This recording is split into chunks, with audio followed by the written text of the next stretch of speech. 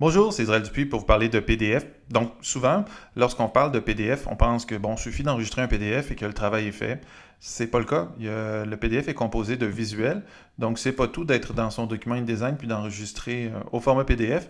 Il faut bien aller voir dans toute la suite des logiciels pour être certain que nos images, pour en tirer le maximum, bien sûr, que nos images soient optimales. Alors, on va voir dans ce tuto-là différents types de PDF. Le premier, on va voir le plus facile. Tiens, on va voir celui pour l'écran, celui pour validation à l'écran ou pour diffusion sur Internet. Ensuite, on va voir celui pour impression domestique, par exemple dans une imprimante laser à l'école, au bureau. Puis, enfin, on va aller voir comment est-ce qu'on fait pour livrer ça en production industrielle et pour des diffuseurs tiers tels qu'un journal, par exemple, avec des spécifications techniques précises. Je vais commencer par le plus facile, par le journal, par celui à l'écran. Alors, comme je le disais, il faut bien que ce soit dans InDesign, dans Photoshop ou dans Illustrator, s'assurer qu'on est au maximum au niveau du traitement de nos couleurs. C'est pour ça que dans Édition, Couleurs, on a ici plusieurs choses. Alors, moi, je vais vous conseiller de placer votre RVB au sRVB. Au fond, c'est qu'il y a plusieurs manières de faire du RVB à l'écran. Il y a du Adobe RVB qui va correspondre mieux si on imprime, par exemple, nos photos chez un imprimeur spécialisé en reprographie à tirage unique. C'est souvent le cas. Mais lorsqu'on diffuse pour la vision à l'écran, on va mettre notre RVB en sRGB puisque la majorité de nos devices, de nos téléphones mobiles, iPad, etc., télévision, sont au format sRGB. Ensuite, on va s'assurer que notre CMJN est au US Web Coated Swap V2.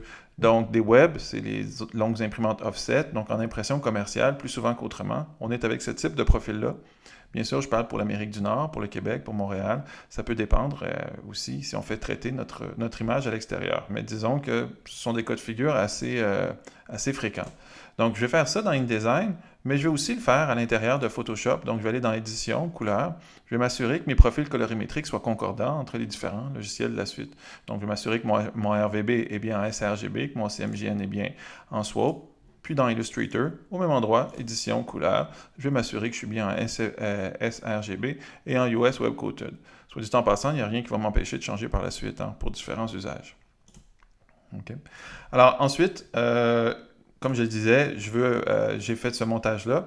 Je veux m'assurer d'une diffusion optimale sur Internet.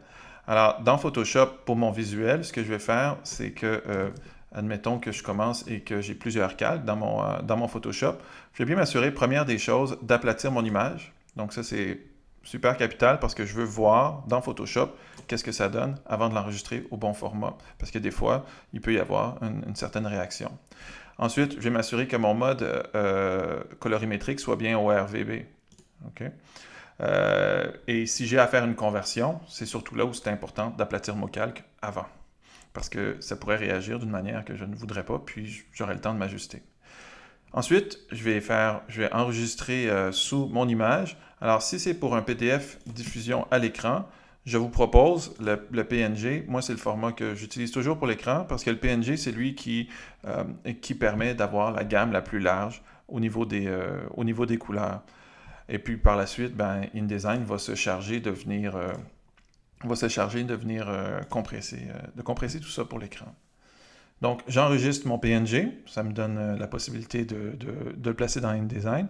Et dans Illustrator, si j'ai mes visuels, alors je m'assure que mes visuels, alors, par exemple ici j'ai un logo blanc ici, je m'assure tout simplement que mon document donc soit au mode colorimétrique RVB dans le cas d'une diffusion à l'écran.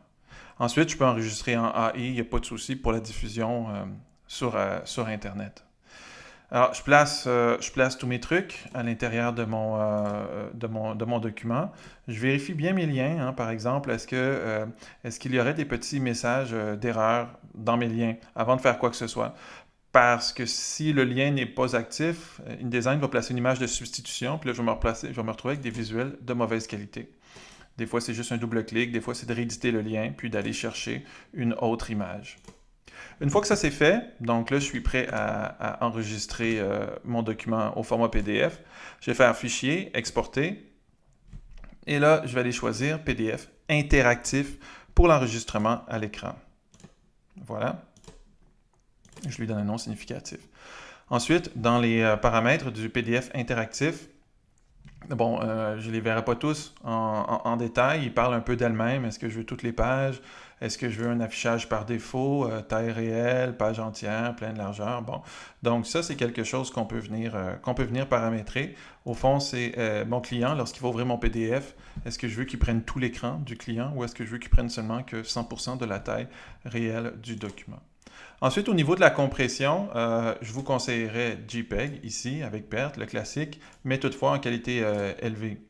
La résolution, pourquoi que je ne la mets pas à 72? C'est que un écran classique, donc un écran qui fait par exemple 1080 pixels de large, un 8,5 par 11 ne fait pas toute la largeur lorsqu'il est ouvert dans Acrobat, ce qui fait que le client pourrait avoir tendance ou l'autre personne à zoomer sur le PDF, agrandir la fenêtre, puis on verrait des effets de pixelisation arriver, ce qui pourrait affecter l'appréciation que la personne aurait de notre contrat et ce serait à tort. Donc on donne une résolution un peu plus grande, du coup ben, la personne peut zoomer jusqu'à 2 fois sans avoir de problème. Bon, ici la protection, c'est si on veut protéger notre fichier. Après, on exporte notre PDF. Et voilà, j'ai mon PDF qui est affiché dans InDesign. Ce que je vous disais, donc, c'est regarder, par exemple, moi, sur l'écran sur lequel je vous parle, c'est un écran quand même assez standard, même légèrement petit. Et puis, je dois zoomer à 133% pour voir toute l'image. Alors, si j'ai des effets de pixelisation, c'est pas bien.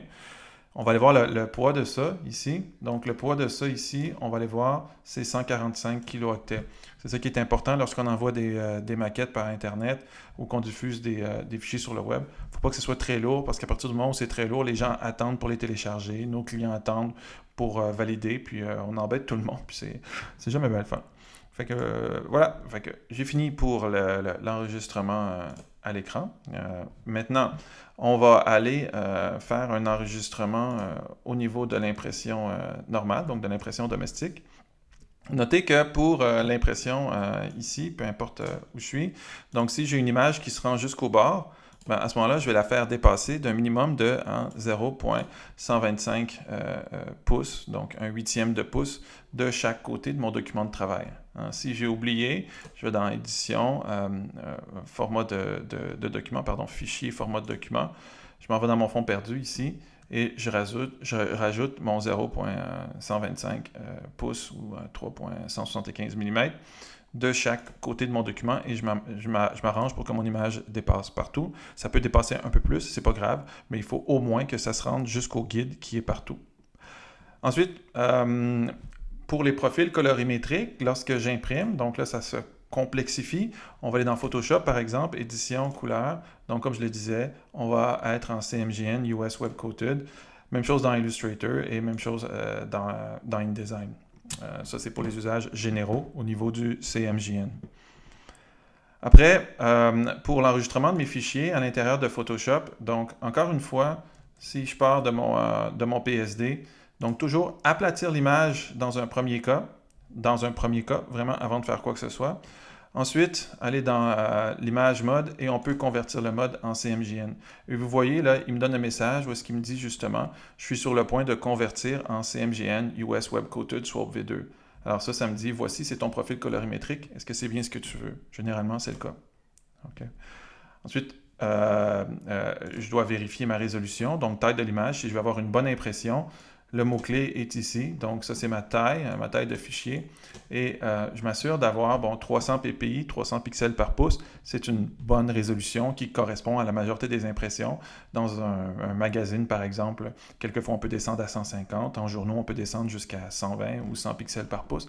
C'est quelque chose, il faut se renseigner au niveau de l'impression à notre imprimeur avant d'envoyer le truc.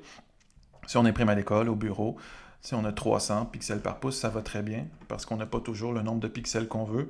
Puis de grossir sans avoir les pixels, donc de venir grossir ce chiffre-là artificiellement, ça ne serait pas une bonne idée. Il faut toujours rester dans les limites de ce que notre dimension et notre taille de l'image nous donnent. Une fois que j'ai vérifié la résolution de mon image, je peux faire un enregistrement ici, enregistrer sous.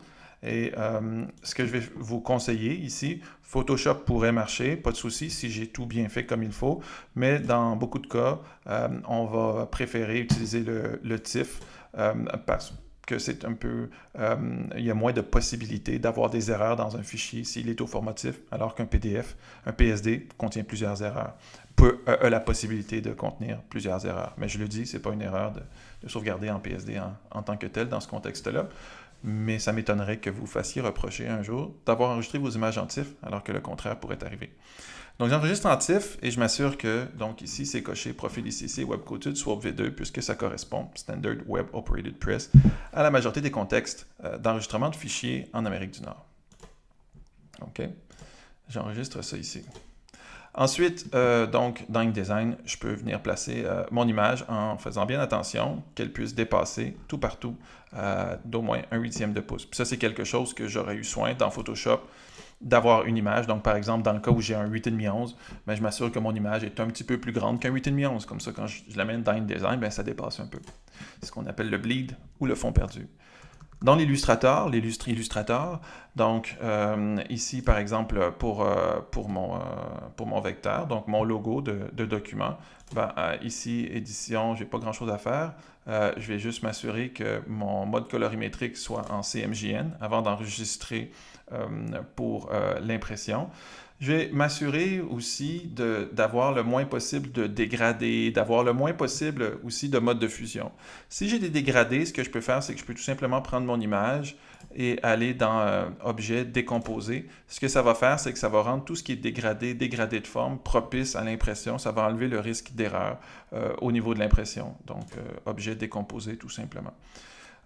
Si j'ai des modes de fusion, bien à ce moment-là, je vais préférer copier-coller dans Photoshop et traiter mon image, tout ce qui est mode de fusion, par exemple, Mesh, donc les effets avancés d'Illustrator. On va préférer soit aller pixeliser ces effets-là ou carrément copier-coller dans Photoshop, ce que je préfère, et traiter ce visuel-là comme une photo. Bon, donc, je suis dans InDesign et ici j'ai ça. Et donc, ouais, dans Illustrator, si j'ai un vecteur simple, comme un logo comme ça, je vais toujours préférer le vectoriel. Je vais toujours essayer d'éviter de pixeliser parce que ça m'enlève la reproduction en haute résolution. Donc, ça m'enlève les possibilités vectorielles qui sont toujours plus nettes. Et je vais faire fichier, enregistrer sous, ici. Et je vais enregistrer mon logo pour l'impression au format EPS. Donc, encore une fois, si j'ai bien tout fait, l'EAI n'est pas une erreur. Toutefois, traditionnellement, dans la majorité des cas, on va spécifier d'enregistrer nos images vectorielles en EPS, qui est un format qui s'échange un peu mieux entre les différentes plateformes parce qu'il n'est pas propriétaire d'Illustrator, bien qu'il soit propriétaire d'Adobe, mais il est plus flexible sur les différentes plateformes. Par exemple, si mon truc se fait imprimer en Chine ou en Inde, je risque d'avoir moins de soucis. Lorsque j'enregistre en EPS aussi mon image, donc c'est bien de pouvoir reculer cette compatibilité-là, parce que comme je le disais, très souvent, on ne le sait pas, mais notre image se fait imprimer dans une campagne chinoise, puis là, ben, on reçoit un téléphone à minuit, puis il faut parler avec un anglais approximatif, puis essayer de tout expliquer. Je vous dis, c'est un casse-tête. Alors, si on est capable d'éviter ça, on évite ça, et on enregistre en EPS, on recule la version d'Illustrator, comme ça c'est compatible partout sur la planète. Ensuite, de retour dans InDesign, donc j'ai fait préalablement un tuto sur les contrôles en amont, dans le panneau de contrôle en amont, ici, vous pourrez aller voir. Je conseille de le tourner on, ici, pour pouvoir permettre à InDesign de venir vérifier est-ce qu'il y a des transparences, est-ce qu'il y a des RVB, est-ce qu'il y a des tons directs inappropriés dans mon image. Donc là, j'ai aucune erreur, tout va bien. Pour enregistrer pour l'impression maintenant, fichier exporter. OK. Donc, je vais faire un PDF print laser ici. Donc, voilà. Donc, j'enregistre mon truc. Oups, non, c'est pas interactif que je veux. Ce que je veux, c'est fichier exporter. Et là, donc, j'y vais. Ici, donc, ce que je veux avoir, c'est mon PDF impression. Voilà. Donc, ce que je vais faire en premier, pour mon PDF d'impression, ici, bon, imprimer toutes les pages, oui. Ici, afficher par défaut. Incorporer les vignettes de page, afficher le PDF après expression, ça c'est bien. Je vais décocher ça. Je vais décocher son optimisation. Je vais décocher le balisé. Ça s'adresse au web. Je vais décocher toutes mes cases qui sont ici. Calque visible et imprimable, je vais laisser ça ici. Ensuite, au niveau de la compression, donc si c'est pour imprimer sur votre imprimante, je vous suggère fortement de ne pas sous-échantillonner parce que vous avez déjà, lorsque vous avez fait votre visuel, vous êtes au maximum et vous ne voulez pas qu'Acrobat repasse dans votre image et recompresse. Ça pourrait abîmer votre visuel. Donc, dans compression, ne pas sous-échantillonner partout. Repères et fonds perdus. Donc, évidemment, les traits de coupe, puisque j'ai dépassé un peu mon image, ici, j'ai dépassé d'1/8 de pouce, il faut que j'indique à mon imprimeur où couper lorsque ce sera imprimé, ou il faut que moi, j'ai des marques pour couper s'il s'agit d'une maquette. Et ça, c'est pas tout. Une fois que j'ai coché trait de coupe, je trouve que les repères de fonds perdus sont un petit peu inutiles dans ce cas-là. C'est des repères qui sont un petit peu plus loin, puis ils peuvent être confondants. Donc, avec trait de coupe seulement coché, repères de montage, gamme de couleurs et informations, j'ai tout ce qu'il faut dans la plus grande partie des cas. Ensuite, je peux utiliser les paramètres de fonds perdus de mon document. En le cochant, il va me l'indiquer en gris. Si c'est écrit 0, ça veut dire que je n'ai pas fait de fonds perdus à mon document. Lequel cas, je pourrais venir ici et écrire 0.125 PO. Et donc, il ajouterait mon fond perdu de 3.175 mm partout. Okay. Inclure la zone bloc, laisser le décocher, c'est ce qui dépasserait du bleed. On ne le veut pas, c'est pas important. Au niveau de la sortie, bon voilà, OK. Les profils colorimétriques, donc ce qu'on peut faire, c'est qu'on peut aller convertir vers la destination, ici, et conserver les numéros, et aller choisir notre espace de travail dans lequel on veut travailler, c'est-à-dire US Web Coated. Et ça va être disponible dans ce menu déroulant-là si j'ai, au préalable, été dans Édition couleur et que j'ai converti mon espace de travail en CMGN US Web Coated. Donc ça me permet d'avoir vraiment le maximum là, au niveau de la concordance des différents profils et des couleurs dans mon fichier. Au niveau des paramètres avancés, je peux tout laisser comme ça. Il n'y a pas de souci. Décocher ça ici et laisser 100% des polices dans mon fichier. Donc, ce que ça va faire, c'est que tout simplement, les polices vont être incluses, mais seulement les polices que j'utilise dans mon fichier. Les glyphes que j'utilise dans mon fichier. Au niveau de la protection, bon, ça serait pour protéger notre fichier. Ça serait un peu embêtant au niveau de l'impression. Notre imprimeur devrait avoir un mot de passe, donc généralement, on ne veut pas. Et donc, dans la synthèse, ce qui est important de voir, c'est que ici, je n'ai pas de petits points d'exclamation dans les avertissements. Donc, tout va bien, généralement, là, si j'ai ça ici. Peut-être une petite dernière note, dans la compatibilité ici, voyez-vous, c'est Acrobat 5, donc ça c'est très bien. Acrobat 5, c'est un vieux reader, on est plus de 10 ans en arrière, donc ça serait fort surprenant qu'un imprimeur ou que votre imprimante ne puisse pas imprimer en Acrobat 5. Alors donc, on va exporter notre fichier. Et donc, visuellement, c'est la même chose que ce que j'avais tantôt, mais il y a beaucoup plus d'informations dans celui-ci, là, juste pour que vous puissiez voir. Si je regarde mon print laser ici, on voit que mon fichier pèse 36 MB, alors que l'autre pesait quelques kilooctets, là, mon fichier web. Donc, c'est plus de 3000 fois plus petit, là, si mes maths sont bons, là, ce qui n'est pas toujours le cas. Mais en tout cas, c'est beaucoup, beaucoup plus petit pour l'écran que pour le web. Et donc, ce que ça veut dire, c'est qu'au niveau du print, j'ai vraiment beaucoup, beaucoup d'infos dans mon fichier là, lorsque je l'envoie comme ça. Okay. Maintenant, une dernière possibilité, c'est si j'ai à envoyer mon fichier chez un imprimeur. Donc, si j'ai à envoyer mon fichier chez un imprimeur, donc à ce moment-là, chez un imprimeur tiers, là, par exemple dans un journal, ce qu'il va avoir habituellement, c'est que mon journal va me donner la taille du format, etc., mais va aussi me donner ce qu'on appelle des spécifications techniques. Alors, par exemple, il va me donner des indices sur le profil colorimétrique qu'il veut j'applique à mes images. Et il va me donner des indications sur le PDF que je veux envoyer. Donc là, à ce moment-là, pour appliquer ça, c'est un petit peu plus complexe. OK? Donc, par exemple, dans Photoshop, je vais aller dans Édition, Couleur. Je peux commencer par Photoshop. Et là, au niveau du CMJN, ce que je vais faire, c'est que je vais faire un CMJN personnalisé. Après, je peux l'appeler par exemple 24 heures, puisqu'il s'agit du 24 heures. Et ici, je viendrai appliquer donc les différents profils, les différentes indications que le journal me donne. Alors, par exemple, il veut du SWOP Journal 26 GCR LV, donc SWOP Journal 26 GCR et ainsi de suite, limite d'ancrage total. Donc, j'indique mon truc ici dans mon CMJN. Et c'est pas tout ici.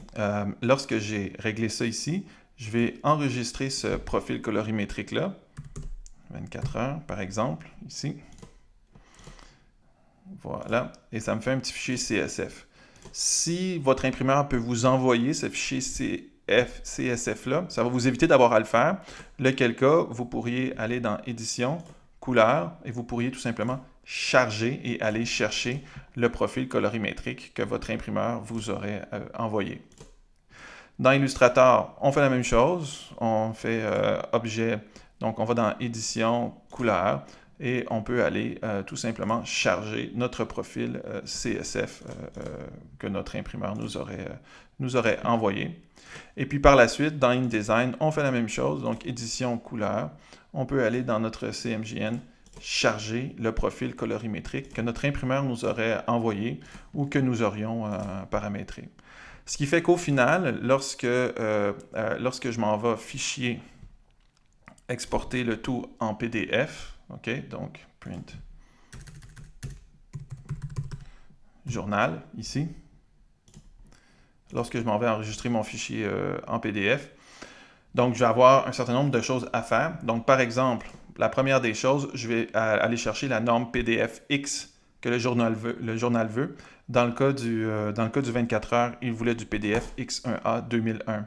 Okay? Ce que ça fait, entre autres, c'est que ça recule la version de mon Acrobat. Ça vient régler un certain nombre de paramètres qui font en sorte que ça peut être imprimé n'importe où, parce que peut-être que les imprimantes du 24 heures ne sont pas ici sur l'île, ou alors leurs machines sont réglées d'une certaine manière.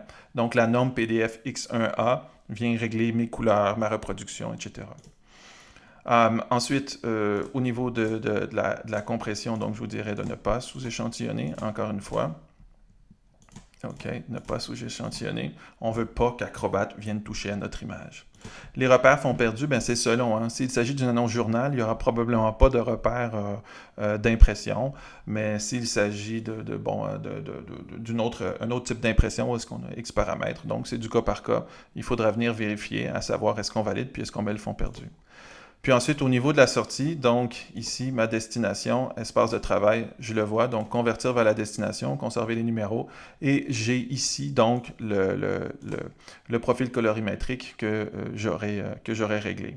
Peut-être aller jeter un coup d'œil sur notre gestionnaire d'angle pour être certain qu'on n'a pas de spot color de trop, là, de PMS de trop, qu'on ne souhaiterait pas avoir. Bon, au niveau des paramètres avancés, ici, je laisserai le truc comme ça, mis à part ici, peut-être à l'aperçu l'aplatissement des transparences, je le mettrai en haute résolution. Ça, ce que c'est l'aplatissement des transparences, c'est si jamais dans mon Illustrator, j'ai oublié de pixeliser un dégradé de mèche, il va être pixelisé, mais il ne sera pas pixelisé à 150 ppi. Dans résolution moyenne, il va être pixelisé à 300 dpi. Fait que c'est quand même toujours mieux. Les polices, la même chose, pas de protection. Et la synthèse, j'ai pas de point d'exclamation, donc tout va bien. Je suis prêt à exporter mon PDF pour le journal ici, qui devrait être d'un certain poids. Ici, là. Donc, mon PDF journal, là, on est à 34 MB. Donc, c'est quand même bon signe. Ça veut dire qu'on a mis pas mal d'infos. Alors voilà, vous avez en main l'ensemble des données pour imprimer. Là. Dans le cas, dans le cas de ce que j'ai fait pour l'imprimante laser, c'est aussi valide dans la majorité des cas pour des imprimantes offset pour le web. Il y a peut-être une dernière circonstance dont je vais vous parler rapidement avant de fermer là-dessus. C'est que les PDF sont assez lourds ici. Il s'agit ici seulement d'un 8,5-11. Moi, il m'est arrivé souvent de devoir passer par des plateformes web pour certains tirages.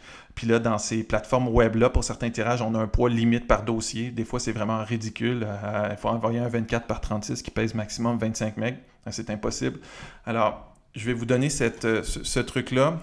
On exporte. Alors, ce truc-là vraiment exceptionnel. Là. Donc, si c'est pour print online, ici, où est-ce qu'on a des limites de poids. Je vous indique ça. C'est dans compression qui est le secret, là, ici. Donc, on va sous-échantillonner. Oui, on va laisser à 300. Mais au niveau de la compression, je les ai toutes essayées. Puis Zip, c'est vraiment magnifique. Donc, si on choisit Zip un petit peu partout, on peut vraiment aller chercher quelque chose de bien à ce niveau-là. Vous voyez, je vais vous montrer ici. Donc, le même PDF ici. Et Print Online. Voyez-vous, on est à 9 MB au lieu de 34 MB. Vous ferez les tests. On a quand même une très bonne résolution dans ce document-là. Mais on est pour une fraction du poids. J'aime mieux pas le faire si mon imprimeur est local, puis si je peux lui envoyer là, par FTP. Mais s'il faut l'envoyer à l'extérieur, là, des fois, pas le choix de baisser le poids. Alors voilà, c'était tout pour ça. Évidemment, là, il y a peut-être plein d'autres choses à dire sur les PDF. C'est un sujet vaste. Mais ça vient couvrir, je pense, l'essentiel de ce qu'on a besoin de savoir pour utiliser les PDF en ligne.